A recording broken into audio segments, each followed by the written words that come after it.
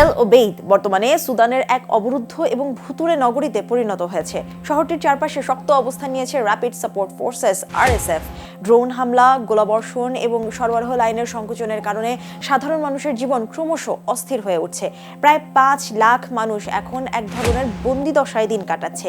তাদের সংখ্যা যে কোনো মুহূর্তে শুরু হয়ে যেতে পারে আরএসএফ এর মৃত্যু উৎসব। এই সংকটের পেছনে রয়েছে 2023 সালের এপ্রিল থেকে শুরু হওয়া সুদানের গৃহযুদ্ধ। সুদানিজ আর্মড ফোর্সেস এসএএফ এবং আরএসএফ এর মধ্যে ক্ষমতার লড়াই দ্রুতই সারা দেশে সংঘাতে রূপ নেয়। এই যুদ্ধে হাজার হাজার মানুষ নিহত হয়েছে এবং 1 কোটিরও বেশি মানুষ বাস্তুচ্যুত হয়েছে। জাতিসংঘের মতে এটি বর্তমানে বিশ্বের সবচেয়ে বড় মানবিক এবং বাস্তুচ্যুতি সংকটগুলোর একটি। মানবাধিকার সংস্থাগুলো বলছে এল ওবেইদ শহরের পরিস্থিতি অত্যন্ত ঝুঁকিপূর্ণ। শহরটি একটি গুরুত্বপূর্ণ কৌশলগত কেন্দ্র যা মধ্য সুদানকে দারফুর এবং কর্ডোফানের সঙ্গে যুক্ত করে। যদি আরএসএফ এই শহরে পূর্ণ শক্তি নিয়ে প্রবেশ করে তাহলে শুধু সামরিক নয়, মানবিক বিপর্যয়ও ঘটতে পারে বলে আশঙ্কা করা হচ্ছে। এই আশঙ্কার বড় কারণ হলো আরএসএফ এর আচরণ। এল ফাশের শহরের পূর্ব অভিজ্ঞতা। সেখানে আরএসএফ অভিযানের সময় জাতিগতভাবে টার্গেট কিলিং, যৌন সহিংসতা এবং গুম সহ ন্যাক্কারজনক অপরাধ সংঘটিত করেছে এই বলে জাতিসংঘের তদন্ত উঠে এসেছে। অনেক পর্যবেক্ষক মনে করছেন একই ধরনের পরিস্থিতি এল ওবেইদেও তৈরি হতে পারে।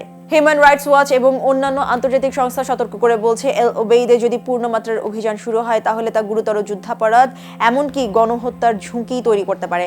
এমন পরিস্থিতি এড়াতে আন্তর্জাতিক সম্প্রদায়কে দ্রুত পদক্ষেপ নেওয়ার আহ্বান জানিয়েছে সংস্থাগুলো। জাতিসংঘের মানবাধিকার প্রধান ভলকার তুর্ক আগেই সতর্ক করেছেন যে নতুন আক্রমণ হলে মানবাধিকার লঙ্ঘন ভয়াবহ রূপ নিতে পারে। একই সঙ্গে বিভিন্ন মানবাধিকার সংগঠন জাতিসংঘ মানবাধিকার পরিষদকে জরুরি বৈঠক আহ্বানের অনুরোধ জানিয়েছে। আরএসএফ এর ইতিহাসও এই আশঙ্কাকে আরো বাড়িয়ে তুলেছে। এই বাহিনীর শেকড় রয়েছে দারফুর সংঘাতের সময়কার জাঞ্জাউইদ মিলিশিয়ায়, যাকে তৎকালীন প্রেসিডেন্ট ওমর আল বশির সমর্থন দিয়েছিলেন।